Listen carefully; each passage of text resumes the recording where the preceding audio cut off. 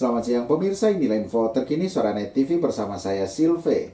Pemirsa, manajemen Rumah Sakit Umum Daerah Ruteng angkat bicara terkait kasus kematian ibu melahirkan atas nama Eufrasia Mampur saat persalinan anak ketiganya asal Kecamatan Satarmese, Kabupaten Manggarai, Nusa Tenggara Timur yang terjadi 28 Desember 2023 lalu. Kami mengucapkan turut berduka cita yang sebesar-besarnya kepada keluarga yang berduka.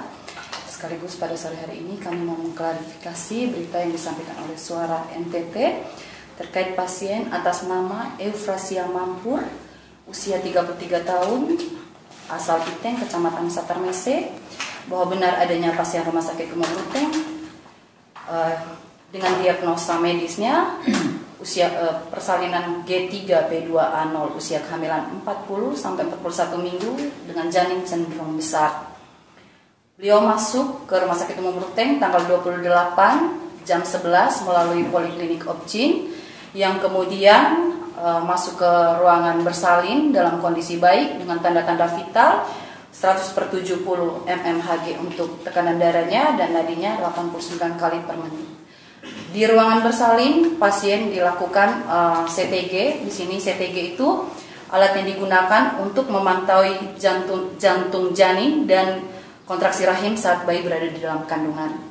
Nah, untuk tindakan yang dilakukan sudah sesuai prosedur. Jadi dari pemberitaan yang menyatakan bahwa dari pihak rumah sakit ada kelalaian, saya tidak membenarkan di sini karena semua sudah dilakukan sesuai prosedur, di mana pada saat pasien masuk dari hasil pemeriksaan ini pun sudah dilakukan sesuai SOP dan standar yang sudah ada di rumah sakit dan PPK. PPK ini panduan pelayanan yang sudah dibuat oleh dokter spesialis dan sudah sesuai. Dan pada Suara NTT itu disampaikan bahwa pasien mengeluh untuk tidak untuk selalu dilakukan segera tindakannya. Tetapi dari hasilnya di sini tidak bisa dilakukan cepat tindakan karena pasien harus mendapat terapi karena dilihat dari kemajuan persalinannya yang belum dan tidak bisa dilakukan tindakan untuk langsung melakukan persalinan karena pembukaan persalinan pun belum bisa untuk persalinan normal. Lalu diberi terapi. Nah, terapi itu untuk merangsang supaya ada pembukaan. Terapi yang diberikan membuat pasien mungkin akan mengeluh kesakitan.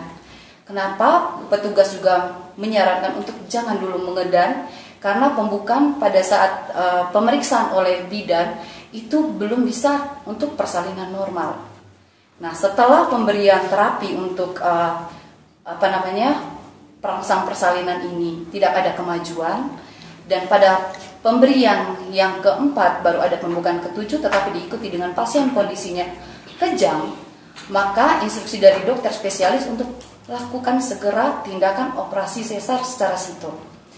Dan karena penurunan kesadaran terjadi kepada pasien, makanya dilakukan tindakan RCP yang di pemberitaan Suara NTT disampaikan bahwa pasien ditekan-tekan. Nah, itu RCP untuk resusitasi supaya jantung ibu tetap berjalan dengan baik, sehingga dilakukan tindakan RCP ini.